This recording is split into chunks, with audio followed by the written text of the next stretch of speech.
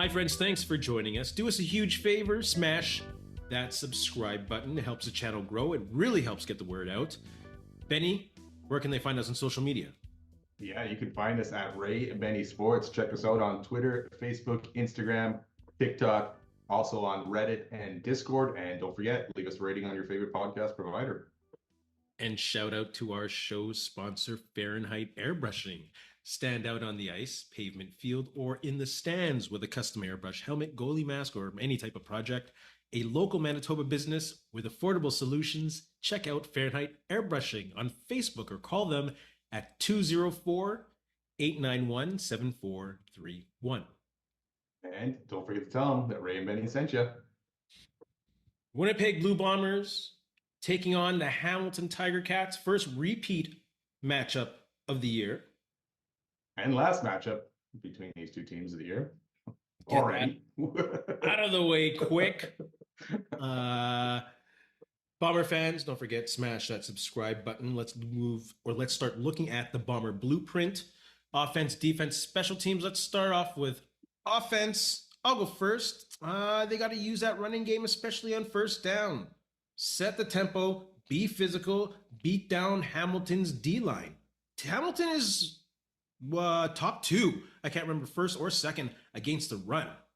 But the Bombers really have had their best years when they get the power game going. And I think they have the personnel to do it. They have just been reluctant to do it. So yes, I'm going to now start on my yearly campaign for the Bombers to employ more heavy set. Like in past years, I had no issues with it not being used as often as they should, but just use it as your base already. They need to find a way to slow down the opponent's pass rush, especially in the latter stages of the game. And I feel that being physical early will do that. And it helps slow down the game because they can't go toe-to-toe with Hamilton, I don't think. They can't leave Hamilton in a shootout or with a win with a shootout. Yeah, I think that might be the path that this game is probably going to take, though. So you're going to have this offense running on all cylinders. 4 Americans to start on the O-line for the Bombers as well, right? Because Gabe Wallace is out and Mika Mazuka is in at left guard. So that's huge right there, right? So that obviously changes the ratio for the Bombers. Yeah. We got to be able to protect Zach Collaros a bit better. He needs time. The arm strength's not there anymore for Zach Collaros. It's not always there.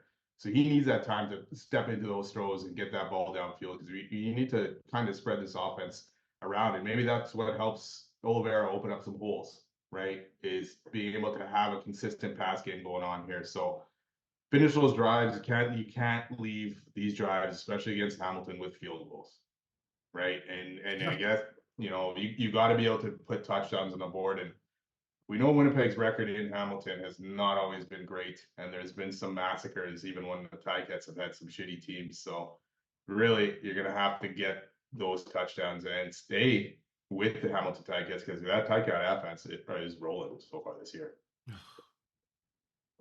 Especially that passing game. We'll talk about the defense in a bit. And we'll actually talk about Zach Collaros and his play in a bit. But I am not questioning his arm strength at this point. I see a quarterback who really doesn't get to set his feet on a lot of downs, especially the long throws or when they're in second and long. He never really gets a chance to be in the pocket and step into a throw. He's usually either on the move or his feet are just not set because there's always pressure in his face. So I haven't seen enough to say that I question his arm strength. There's times he's one-hopping balls, but I that's what I'm saying. Like, he needs time. He needs time to step into these throws and get this ball downfield. Because we haven't had a lot of big plays down the field, from what I can think of off the top of my head here. So one to Dembski, I think. Yeah, that's right. 40-yard or something like that. Yeah. Shit. Defense. What do they need to do on defense? You go first. Biggest thing, generate some pressure. I don't know how you're going to do it. Hopefully, it looks like Jake Swerza is playing. I know he was injured for most this week, but the depth chart does have him in there. Yeah, Bombers going with a bunch of D-line this time, addressing 7 altogether. Yeah. So, hopefully we're keeping some guys fresh, but we need some pressure from that other side. Lawson's got to cover that whole Cornelson's playing. Reese is in there. He's got to make do something. I mean, you can't rely on Willie Jefferson and Jake Serezna to do everything. And when those guys are held off the score sheet, you see what happens. And Edmonton took advantage of that last game. So get after that. You got to get that first down. You got to put Bo Levi in second and long. Of course, on that second and long, you need someone to step up and make the stop. Better tackling. Let's go. The defense needs to kind of come together. They weren't terrible against the Elks. They had their good moments, but they still gave up some huge drives in that game, and especially a late one in that game. So they're really going to need to be on their toes this game, and someone's going to need to make a difference. I think the thing that really need to focus on is getting off that field on second down. Like, the Bombers give up the second least amount of yards on first, but they give the highest percentage on second down conversions. So it's kind of mind-boggling and a little unacceptable. Like, they have teams in the right position to stop them, but they're not getting off the field. If you don't get off the field, the offense is getting stay on the sidelines. They can't get into the rhythm. Less possessions obviously means less opportunities to score. And the Bombers already have the second least amount of possessions in the league. So they got to get the other team off, especially Bo Levi Mitchell. They got to get them off the field on second down. You can't give him time. If you're going to give Bo time, he's going to pick you apart, especially on 2nd and 15 or whatever it is. Like if your first down play works, you got to have something else in that back pocket that'll help you get that second play to work as well and stop them. Even if they make the catch, tackle. If it's a second and 15, a 10-yard catch, you got to make that tackle, right? You can't let them get a few more yards because then 3rd down and 1 is basically a guarantee almost in the CFL, right? So you got to make those, and the defense has got to step up. You need those linebackers to make some plays. DBs, come on, someone's got to make that play on the ball and get at it this week and get it going. Yeah, you said the Bombers have to leave with more touchdowns than field goals. The defense has to stop Hamilton from getting touchdowns and limit them to field goals. Yeah. Hamilton is 40% at scoring on their touchdown drives. Maybe they'll be a bit rusty after having last week off. Bombers will be better. Bombers are also giving up a lot of touchdowns on drives. So yeah, this matchup with Scott Milanovic and Bo Levi Mitchell. Scott Milanovic has helped for sure rekindle Bo Levi Mitchell's career. He is on fire. Was like 140 efficiency or something crazy like that? We were talking a couple of years ago about the end of Bo Levi. Once Calgary got rid of him for Jake Mayer, that was it. Bo Levi was done, and look what he's done. And he was terrible for a couple of years, but somehow he's rejuvenated himself. And look what Jake Mayer's doing. Oh yeah, my goodness, Ottawa. Ottawa. We'll talk about quarterbacks in a second. Special teams. I'm gonna be quick. Sergio Castillo has to be better. Yeah, they potentially win that Elks game with him hitting those 2 field goals, which he's usually money from under 50. 5 of 8 only on this year. Terrible percentage. Those are 2 big misses. But yeah, he's got to get it done. Return game, again, win the field battle kind of thing. But we really need Sergio to step up. And, if he's getting to that point where the longer field goals are tough, we can't keep relying on taking it easy and settling in that 40-yard range, right? Yeah. This offense has got to start pushing that ball down the field and getting closer. But again, we talked about it. No field goals, TDs. What was it last game? Yeah, I think it was last game where Vavel had one bounce off his chest. Yeah. But he recovered it. Yeah. Hopefully he's not pushing too hard and looking for the big one, which may end up in a turnover. Like, we do want to see him break one. But I'm not even, now I've mentioned it. I didn't want to mention it to jinx it. But now, we hope that he gets the big one, but not force it and put the team basket. Just like when Daniels tried to hurdle the guy, they can't be doing plays like that. They have to be very cautious with the ball. I didn't have that on my list, but now thinking back, they have to be cautious with the ball. They can't turn the ball over to Hamilton and give them more scoring opportunities. Yeah, and that was the thing against the Elks, right? Those turnovers by the offense obviously hurt. Right. Turnovers hurt no matter what. But in the position that they gave those balls away, especially on the one drive where they're inside the 20, Yeah. Fumble by Oliveira that got taken back into the Bombers 10 or 5 or whatever it was, right? So those are huge. And you're playing the Elks, who are having a good season so far, but they're not a firepower on offense, kind of thing. Not yet. Just wait. Hamilton will make you pay, right? And the defense Yes. stepped up for the Bombers on some of those plays and made the Elks settle for field goals instead. So yeah, but Hamilton will definitely make you pay. I feel it with Pavel, right? Because he coming off that season last year. Now you're probably putting a ton of pressure on yourself this year because you also, hey, you want to probably get that other shot again at the NFL, right? And the only way to do that is to return a bunch of balls for touchdowns. So yeah, I can see him putting that pressure on himself early to make a play, especially when the Bombers are losing that game. So yeah, I agree with you. He needs to just focus on ball security first, and then get the good return. Yes. Which player absolutely has to have a breakout game this week for Winnipeg to get back on track? I'm going to go with Zach Collaros. Wasn't his best game against the Elks. Wasn't terrible, but he just wasn't the way he was in the first couple of weeks of the season. So it all starts with him, really, right? And I know that it kind of starts with that O-line, really, in a way. But Zach Collaros needs to be smart. He needs to get that ball out. He needs to get the ball into his playmakers' hands. And hopefully, push that ball downfield a little bit and without turnovers, right? You got to push that Hamilton D back a bit and hopefully open things up for Brady Oliveira. Yeah. And again, you can't be going 2 and outs because this defense needs their time. They can't put pressure on that defense to be continually trying to stop Boldy and Ryan Mitchell. So I think Zach's going to have to have an efficient week running this offense.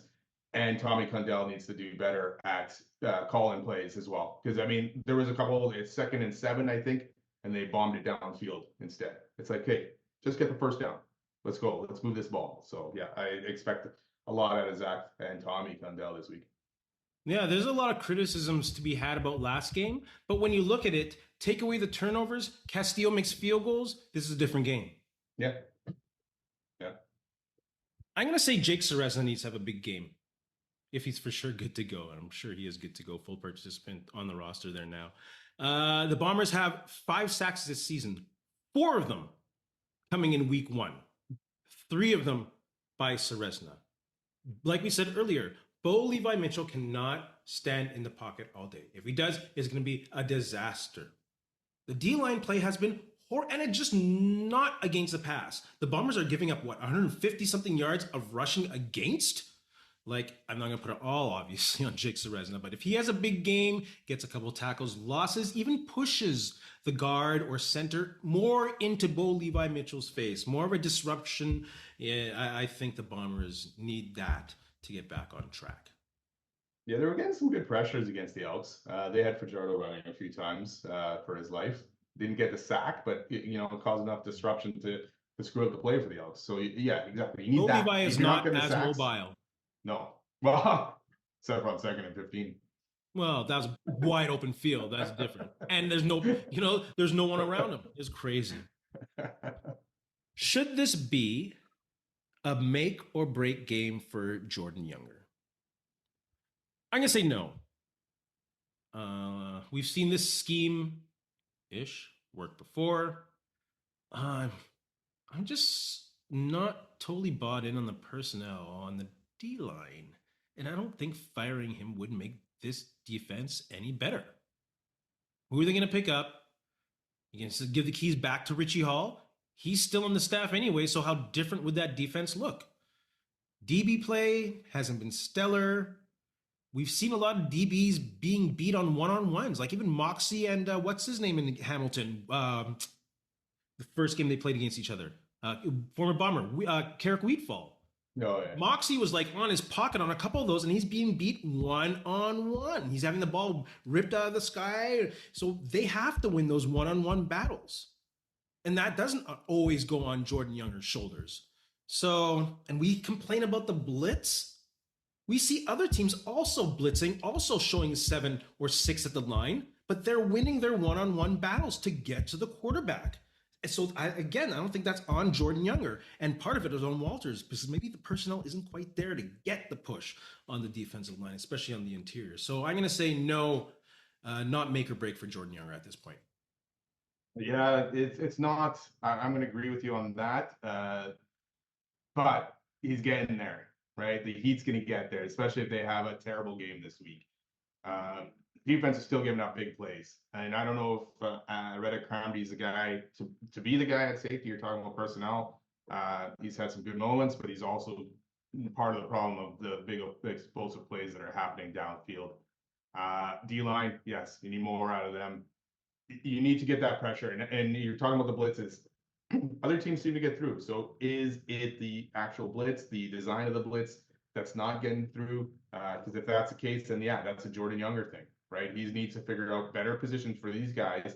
This is the personnel you got. They had a bye. They didn't bring anyone else in, right? And chances are they're not going to, unless we get into September with NFL cuts or late August with NFL cuts, then maybe they're taking a look around there. But right now, this is what you got, and you got to make it work. And we've talked about it with Tony Wilson playing on the outside instead of a middle linebacker. Still a question there, what's going on and why they're doing that. But yeah, you got to get pressure on Bo Levi, and that to me starts with Jordan Younger, right? You got the guys you got to make them play. And like you say, if you fire Jordan Younger, you're just bringing in Richie Hall. It's going to be the same defense. But like, what happened to the pressure in week one? That personnel got to, obviously it's week one. So maybe Calgary's O-line wasn't as tight as they are right now because they're looking good, or they're looking decent. They look good the other day. I'm not going to put it all in Jordan Younger yet. Yeah. But like you said, it could be coming. It's closer than far away. Oh, yes. Who has Bomber fans? What are your thoughts on Jordan Younger? What do the Bombers have to do to beat the Hamilton Tigercats? And don't forget to smash that subscribe button. Who has been Winnipeg's biggest pleasant surprise so far this season? Yeah, it's hard to say. Like going through the list, it's like no one's really stepped up and outshone other guys. People are doing their jobs. I'm gonna go because I've been on the DBs a lot and not expecting more of them. I'm gonna go with Evan Holm. Guy's still been solid back there, making plays, covering his wide receiver, his receiver, doing his job. The only thing I want more out of him is maybe some turnovers, some interceptions, a little bit more in that kind of sense. But to me, Evan Holm has been not a surprise. I guess that's who he is. Yeah. He's done that for years, but he's still been solid back there, even though the defense has been giving up a lot of yards and points. Yeah, I'm always a huge fan of Evan Holm. I'm going to say pleasant surprise so far this season, Jamison Sheehan. Longest average right now, longest punt at 75 yards, leads the league in punts inside the 10. He's been progressing really nicely this season. And that's a good thing. When he's playing, because he's getting punts in. But you're not hearing his name a lot because he's being consistent and doing a damn good job. So shout out to Jamison Sheehan. Which off-season departure has hurt the Bombers the most through the first 4 weeks? You talked about DBs, I'll talk about DBs, and I'm going to go DeMario Houston. I don't think I'm not saying that he'd be the game changer big time, but he has that certain swagger in the backfield that's, Evan Holm's a solid player, but he's solid and doesn't bring a lot of swagger. You know what I mean? So I think we're missing that attitude on the defense a little, that edge. And maybe I'm full of garbage, but I'm going to say DeMario Houston because of that reason. And of course, he's a great shutdown corner too. It's funny that you say that now that I think about it, because you always had that one. Like the Bombers have had those guys, right? Javon Johnson type of guys. You got to have those guys. You need someone back. You got Nichols back there and Holm who are good at their job, but very quiet kind of guys, right? Sure. We haven't seen much out of Moxie yet. So far, he hasn't had a great season or a good start to the season. And then Major Williams on the other side, right? We don't know enough about him, kind of thing. So yeah, you kind of do need that guy with a little bit of swagger back there, right? I agree with that.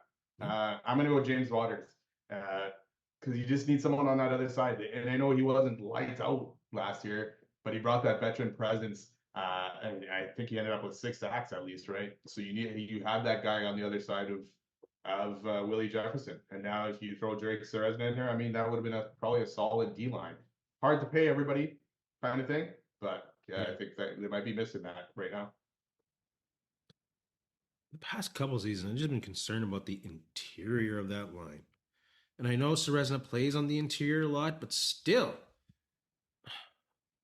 That whole D line has been kind of a mess. Not kind of a mess, but since Jeffco not as was consistent. basically released, kind of thing. Like that D line hasn't been as good as it was back then, right? And we're just kind of No, trying to piece things together around Willie Jefferson since then. definitely has not been as dominant as years past. Bomber fans, which off-season departure do you think hurt most, and which Bomber has been the biggest surprise so far this season? Don't forget to smash that subscribe button. Is Zach Collaros still playing at a championship level, or is Father Time beginning to show? He's probably somewhere in the middle. And there's times where Father Time is at him, and then there's other time where you're like, okay, that's Zach Collaros of old kind of thing. And we talked about it. He needs that time now to be able to throw that ball. Whereas before in the past, hey, he could have a guy in his face and still chuck that ball down the field. But obviously, I mean, his mobility was not always the greatest. But as you're getting older, that's getting slower. And he needs that perfect O line. Not perfect, but he needs a better O line to be able to play at a higher level right now. So yes, I think he's somewhere in that middle. And I wouldn't be surprised, and I'm expecting this to be probably his last season kind of thing. But the way some of these quarterbacks have been playing, we're going to talk about this in this league. Zach needs to kind of step into that as well because he's somewhere middle of the road right now amongst these guys. So yeah, it's getting closer. Yeah, this was hard for me to answer because I think it is so very dependent on his O line. Just like I think Trevor Harris's play is very dependent on his O line. I think you switch those quarterbacks. I think Zach Collaros is playing almost as good as Trevor Harris is playing right now. And Trevor Harris is playing almost lights out.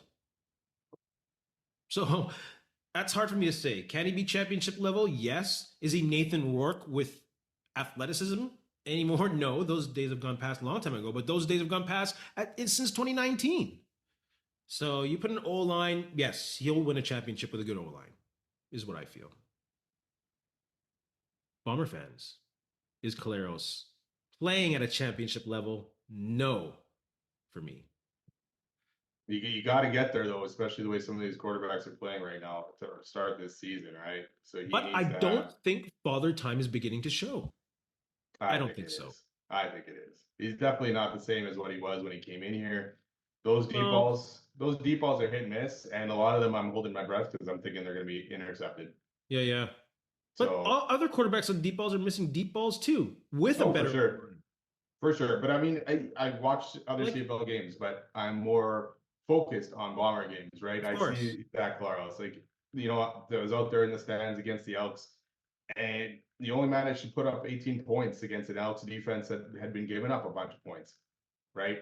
Yeah. Um, and it was a nice night. There was no rain, there was no weather factor really, and they just couldn't get it done.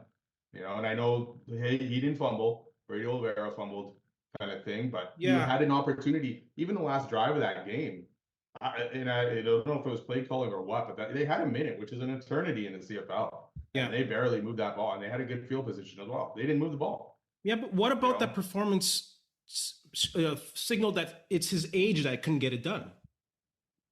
again, to me, he's one hopping some balls in there for wide open receivers, not getting there in time. Um, and even on the run, his bread and butter was that run out to the right and either hitting Dalton Schoen or the other receiver a little bit deeper. Where has that play gone? He's not the same type of guy that can do that and hit those plays, or he hasn't, not consistently anymore like he used to. Once he got out to his right years past, you're like, okay, this is either going to Dalton Schoen or the deeper receiver here kind of thing. Yeah. So we're not seeing that, Again, I especially think with the that's O O line line. struggling. Again, I think that's O line, not age. That's Well, my it's all a opinion. factor, but he would used to be able to manage, that pressure a little bit better. But he had such a better O line. The Bombers had a all-world O line until Jamarcus Hardrick left. Every time in front of him. They did, but now you got Arguably Joel the Boston best in O there, line in the league until then. And right? since But now, then, like his performance has obviously dipped just like the O line has. you brought in Broxton, you got Brian, who again, another guy that Father Time may be catching up to. And Yeah. we talked about the interior of that O line was probably going to be the problem this year, Yeah. and so far it probably has, right? And And you're seeing the you know, pressure. You're seeing the pressure, especially in the fourth quarter on Collaros. yeah, Like the guy you can't need set to his feet for anything, and they can't exactly, establish. They can't get the run going. It's crazy. and teams are realizing that just attack this O line, right? And we'll see. I mean, Hamilton's obviously that's the game plan of any football game. Really get pressure on the quarterback, and you got a great chance of winning. But Winnipeg's got to manage that better. O line needs to play better. Jesus. Everybody needs to play better. Yeah, Bomber fans. What needs to happen there? What needs to happen on the O line? CFL talk. Talking about QB play. A couple seasons ago, fans were saying QB play is a disaster. And it's a major reason why people aren't watching.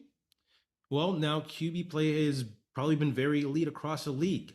So, which quarterback has been the biggest surprise of the season so far, for better or worse?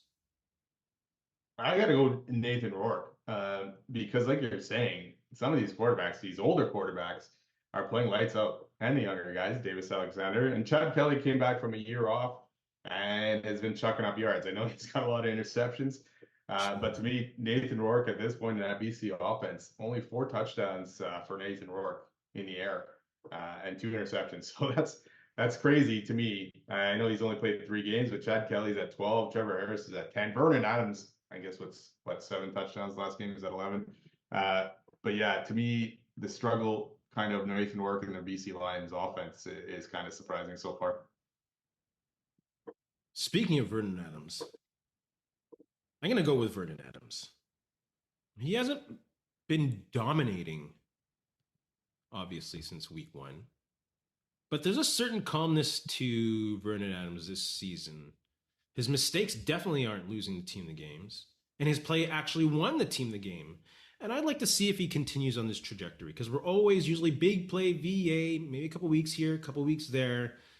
If he consistently grows at this pace, man, Calgary and Edmonton might be pretty darn good. 0 interceptions for Catch Vernon Adams. Yeah. That's what surprises me, actually. Isn't that crazy? Yeah. That's huge. I'm gonna say he's the biggest surprise right now, and I'll be watching to see if he steps into that because he's always been like the 4th best quarterback, the 5th best quarterback in the league. Let's see if he can step into that top 3.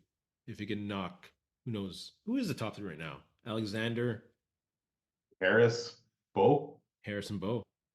Let's see. We should do a quarterback rankings. 2 old guys out there, eh? Jam. Yeah, can Vernon Adams do this for the whole season though, right? And Calgary's looked pretty good in their last 2 games, 2 wins kind of thing. So Yeah. We'll see. I had Dave Dickinson on the hot seat. Not anymore. Now your boy Buck.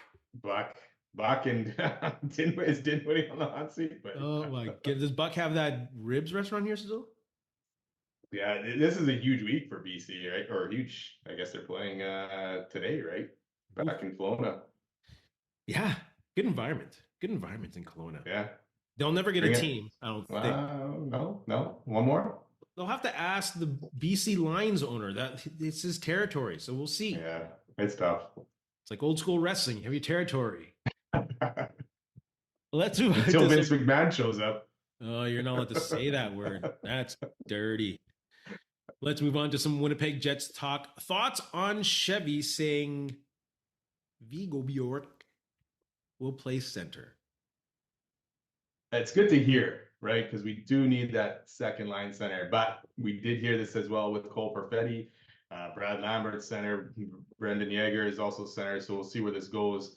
But we need him to step up and be that second line center here because we can't go Lowry at second line center. And obviously Nevestkov down the line and Barron kind of thing. So we need it. We definitely need it. We'll see where it goes. If it's not Bjork, maybe Lambert Yeager steps up and can play that role, but we need it. And the only thing is it's a lot of pressure, right, for Bjork to come in there as a young guy and be that second line center and have these expectations that he's going to help this team win. So hopefully it works out, but I'm not holding my breath that he'll actually get to play center for a full season. Yeah, I don't think Chevy's saying it guarantees anything. No. Obviously, they need centers, and I'm sure they want him to pan out at center.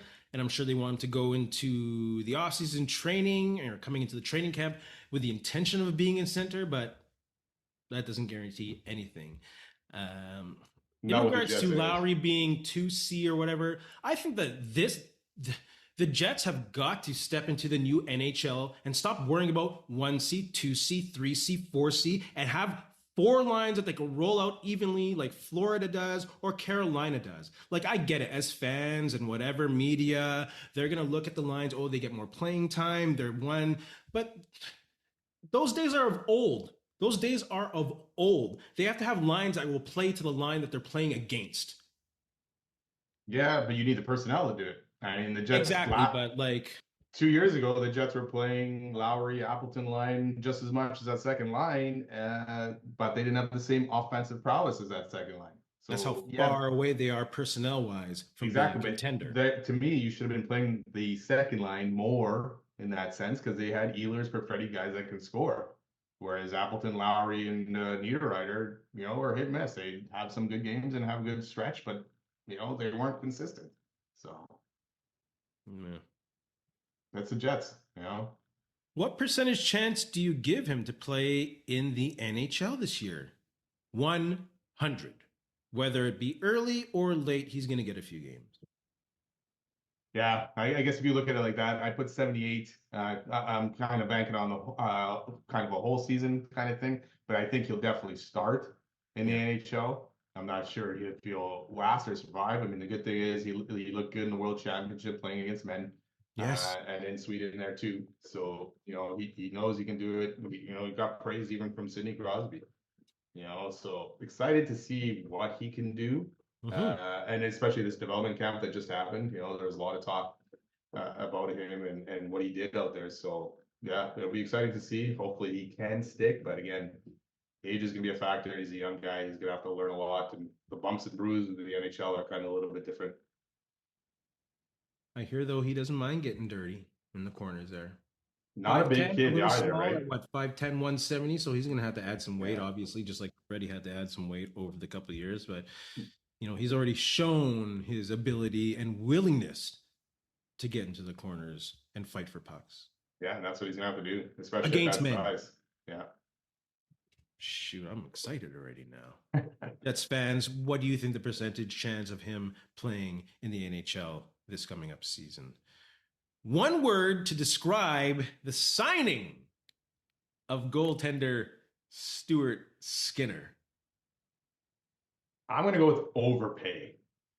I'm not necessarily against the signing, but 3.75, I think it's 2 year deal too, right? It is wild to me as a backup because now you're paying your goaltenders almost 12 million. I mean, to me that seems like a lot, and for Stuart Skinner to be a backup, there had to have been better options out there. And I know the guy's had an up and down career. Obviously, he's played in 2 Stanley Cup Finals. Hellebuyck's played in 0.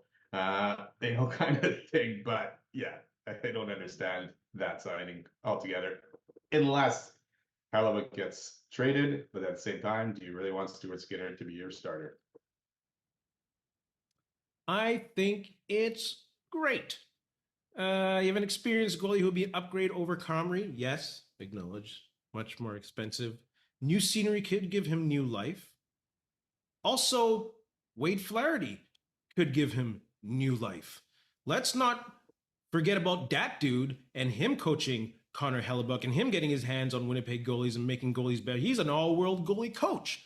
So, and let's not, I know we might not want to talk about it to jinx the situation, but hey, if he gets traded, at least you have a solid goalie under the tutelage of Wade Flaherty, who could step in and has played a lot of games and has been successful in a certain level. And maybe with a more defensively minded, defensively steady team in Winnipeg, he does play a little bit better.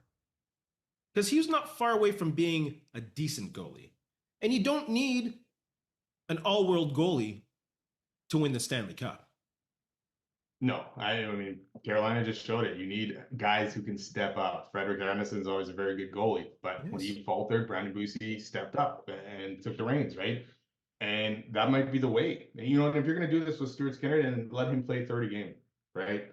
Let him play a little bit more and let Hellebuck not play as much. And maybe that helps him stay fresh for the playoffs. I don't know, but Or get him pissed off and be like, "Get me out of here now." Imagine if he was a deadline deal. Hellebuck? Has Again? when's the last time a goalie like that caliber has been dealt at the deadline? Ever? Didn't Bob Essensa get traded at the deadline to Detroit? Are you saying I'm not.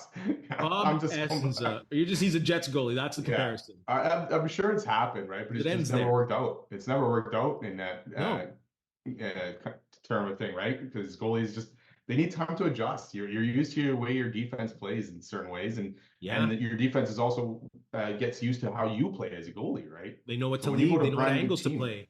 Exactly. When you go to a brand new team and you got a couple weeks to figure shit out, it doesn't usually work out very well. Yeah, he's like, "Why are you guys standing in front of me right now?" Yeah, the old goalie like that. Exactly. He didn't want to see anything. It's like, okay, thanks, bro. One word to describe the signing of Ferraro. I'm gonna say solid. Me personally, I like a good, solid shutdown, physical defensive lineman. The Jets, I might not have griped on it a lot, but they need some grit. They need some grit. They, like, not saying just fight-wise, but Adam Lowry can't be your grittiest guy on a nightly basis. And I think this guy turns up the grit meter for sure. He's a guy who finishes his checks. He's a guy who will block shots. He play the penalty kill. Man, Jets in general, their special teams gotta get so much better. They gotta get so much better. But any which way, I like the signing. Solid, high energy too. You know, I tried to think of a different word off the top of my head, but I'm going to stick with it because I put solid as well. See, and hopefully this solidifies that third pair, right, with Solmonson. You got no more Stanley, you got no more Luke Shen. Colin Miller is gone too, which to me you probably should have played Colin Miller more, but whatever. But yeah, you got three solid pairs right now. Obviously, injuries aside, kind of thing, right? And you need some of these guys like DeMello and Pionk to kind of step back up after not so great seasons last year. Same with Sandberg. I don't know if that injury affected him into the season. He just wasn't himself, right? As much as he was the previous year. But I do like the deep pairings that we have. And you know what? Shout out to Ville Heinola, who got signed by Vegas before Logan Stanley has gotten signed by any other team. Your boy. Just had to throw that in there. Your boy. But I like this Ferraro signing. Oh my goodness. He might be a second pairing. Well, he plays on the left side though, right? So that's Sandberg's kind of thing. Our left side is pretty good. Our right side again has question marks. So. The left side's always been good. Well, that's a thing. Yeah. It's not just a Jets thing. It's a league-wide thing for some reason. Well, because of the way people think. Any which way. Science. Winnipeg Jets fans, NHL fans, put your thoughts in the comments section below. Thoughts on Chevy saying Bjork will play center. Do you think he'll play in the NHL this season? What's one word to describe Stuart Skinner's signing and one word to describe the Ferraro signing? Don't forget to smash.